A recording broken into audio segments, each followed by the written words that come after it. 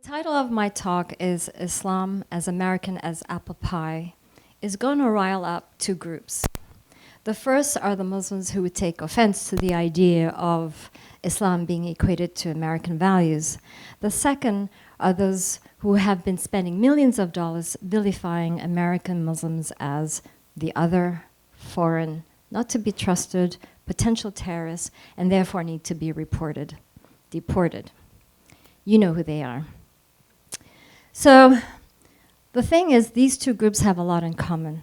They both subscribe to an ideology of exclusivity and supremacy. Despite what the Quran and the American democratic values state, we have a long way to go to fostering peace in America and in the world. I've always been a musician at heart, and after graduating in economics and political science, I decided I am going to pursue my happiness, the pursuit of happiness, and my American dream. And I decided to be a songwriter. And 60 songs published, and a few awards here and there, and I had the opportunity to work with a contemporary blues artist, Keb Mo. And the result of that was a Grammy certification for songwriting.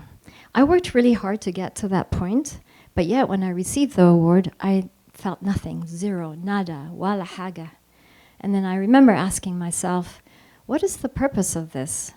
Am I really just chasing the next award, reward? Do I want to live a life where I will get out of bed whether there's money in it or not? And that's what I wanted. And then I hear my father's voice saying to me a long time ago, Ani, whatever you do, make your life count.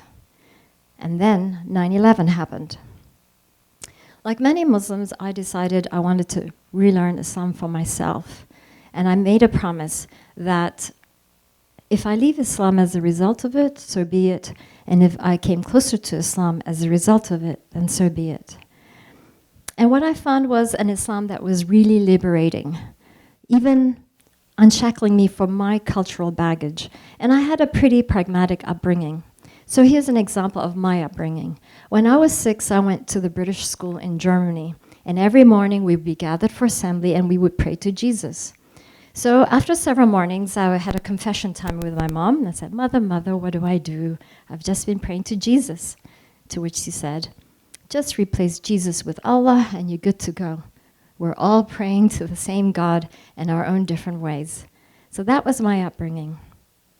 As a songwriter, I wanted to contribute something positive to the post-9/11 environment. I'm a songwriter, producer, I can do that in my sleep. So I decided, why don't I do an Islamic pop CD?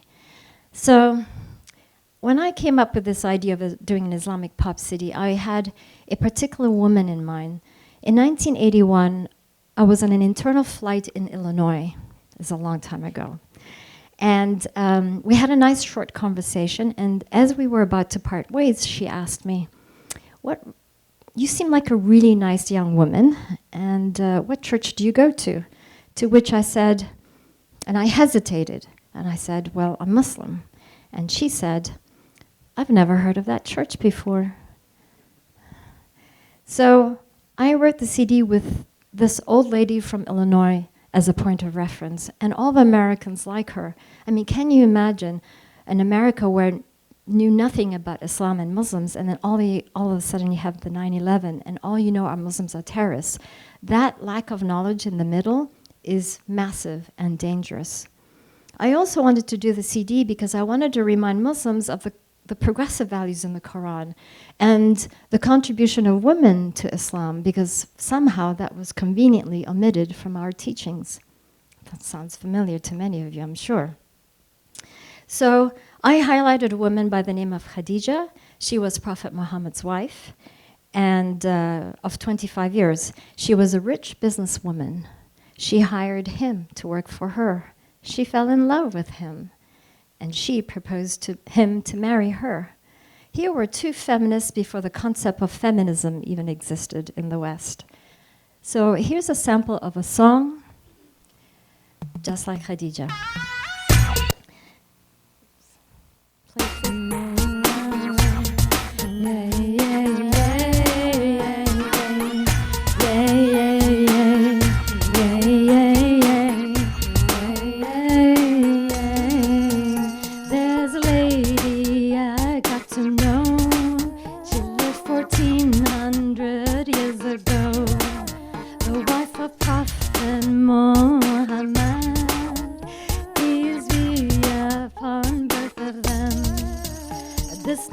woman with her own identity. In a world where girls are not as worthy, she gave back so much to her community. Oh, what a role model for me. Just like Khadija, want to be strong, stand up for what's right and fight what's wrong. Just like Khadija, will be that girl, a super Muslim woman in this world.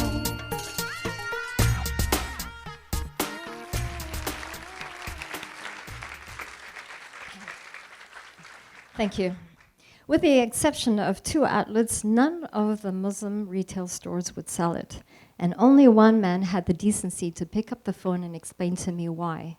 He said, "Ani, we listen to your music, your CD all day at the office, but we can't sell it because 1, you used all the modern instrumentation, and during Prophet Muhammad's time, they only had the dumbak, a percussion.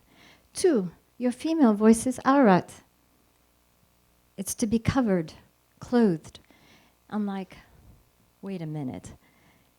The sexualization of the women's bodies is so intense that not only do you have to cover your skin, your hair, but now also your voice. That is one extreme. Now in the West, you have the other extreme, and that is the uber-sexualization of a woman's body for the purpose of selling a product. Both have the same regard for a woman's body, and that is as a sexual object. It's just the difference in the expression. I had a hard time wrapping my head around the fact that in 2004, an Islamic pop CD in English by a female singer, Muslim, was somehow defying a new tradition, Wahhabism, a Saudi interpretation, 19th century Islam, that has redefined Islam in the 21st century. Why are we going back to a pre-Islam Islam? I was not going to go back to a shackled environment. So I left the mosque and started Progressive Muslim Community in 2006 in Los Angeles. Along with other like-minded American Muslims, we started Muslims for Progressive Values. It is a grassroots, human rights, faith-based organization that embodies and advocates for the egalitarian values and social justice values of the Quran for the 21st century. There is ample of content out there by Muslim philosophers, thinkers, progressive scholars in the olden days and in the modern times that substantiates the positions that we take. One is Sharia law, sometimes known as Islamic law. It is 100% man-made. It is created by brutal, misogynistic politicians of the day for the purpose of controlling their subjects in the name of religion. We all know that. There's all of that in all the traditions. So now we're going to have a bit of fun. You are now going to be a tyrant, and your character is that of a brutal, misogynistic politician. You are now a brutal, come on, repeat after me, brutal, misogynistic politician. Okay, so the Sharia law is made up of 3 parts. The first part is the extrapolation and the reading of the Quran and sacred texts by these brutal misogynistic politicians, because of course their intent is to control their subjects, and they're going to use religion. Part 2 of the Sharia law is the inclusion of pre-Islamic norms like female genital mutilation and cutting, because you are a brutal, misogynistic politician. Great, now you're getting it. Part 3 of the Sharia law is the inclusion of cultural norms of the day. Now, this depends on which country you live in, which Muslim country you live in. And let's add in child marriage. Let's also make women the property of men. Of course you're going to make women the property of men because you are a brutal, misogynist politician. Now, you're going to mash up all these 3 parts together, and then you're going to go to the clergy who's on your payroll, and you're going to say to him, please give it, you can skip the please, give it your religious seal of approval. Because if you don't, off with your head, because you are a misogynistic politician. And there you have, voila, Sharia law. You don't have to be a scholar of Islam or have the brain of Neil deGrasse Tyson to figure out there is no way that this is actually God's law. How can it be? It contradicts the Quran. It contradicts, and it's different in different parts of the Muslim world. So that's one. And you're done with your tyrannical characteristics. Thank you. The next concept is Sharia. Sharia is described in the Quran as the watering hole that quenches your spiritual thirst. It is really rooted in justice. It is a way for us to live with each other. How are we going to treat each other? How ethical? Do you believe? Do you not believe? And if you believe, how do you want to believe? The right to progeny, the right to property, the right to property. This all sounds like America's core democratic values: life, liberty, the pursuit of happiness, equality, justice for all. Justice is at the core of Islamic and American values. Justice is at the core of Islamic and American values. We are very proud of our ideals of justice for all, but we have not always lived up to these ideals. Did you know that in America, in many states, a youth can be sentenced to prison without parole for a crime they committed under 18? That's a life sentence. That is unjust. Black lives should matter too in the court systems.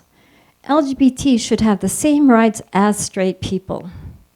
A woman who's raped shouldn't have her integrity questioned in the courts. Justice in the Islam in the Quran is referred to 53 times. You hear the mantra, Islam is the religion of peace, right? Are you joking me? Look at much of the Muslim world. It is a disaster. Why? Because there is no just system in place. It doesn't matter what country, what society, what community, what mosque, what individual. If you discriminate against another human being, whether it's Muslim or non-Muslim, religious minority, straight, gay, albino, what have you, you will not have peace, because justice gives birth to peace. The other common values that we have is freedom of belief. In the Quran, chapter 2, verse 256, it's very clear, in black and white, verbatim, there is no compulsion in faith. Yet, and there's no earthly punishment for it either, and yet, in the Muslim world, blasphemy is rampant. And Islam Bahiri is sitting in an Egyptian jail cell for challenging tyranny in the name of Islam. Raif Badawi, a Saudi, is sitting in a Saudi jail. Progressive Muslims in Malaysia are constantly being harassed by their supposedly moderate government. A governor in Pakistan is killed because, as a Muslim, he complained and he protested against blasphemy laws. In America, if you're Muslim, you cannot convert out of Islam. You'll be ostracized by your family and your community. If you're a Muslim woman and you want to marry a non-Muslim man, a traditional imam will not marry you. I will, but a traditional imam will not, because he has to convert to Islam.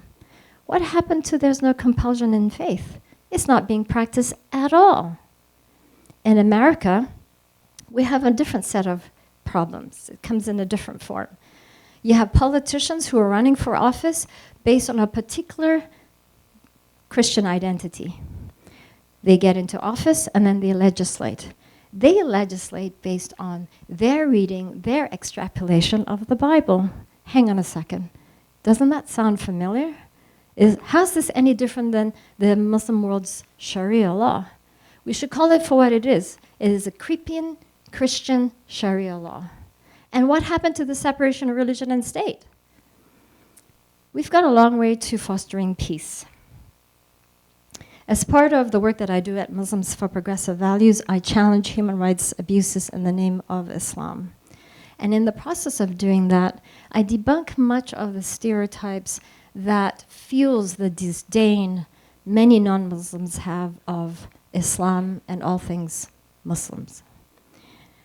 Research after research, it has been shown that the prejudices against Muslims in America fits hand in glove with the statistics that Americans have never met a Muslim. To those Americans who claim you have never met a Muslim, now you have met me. Do we not share the same values?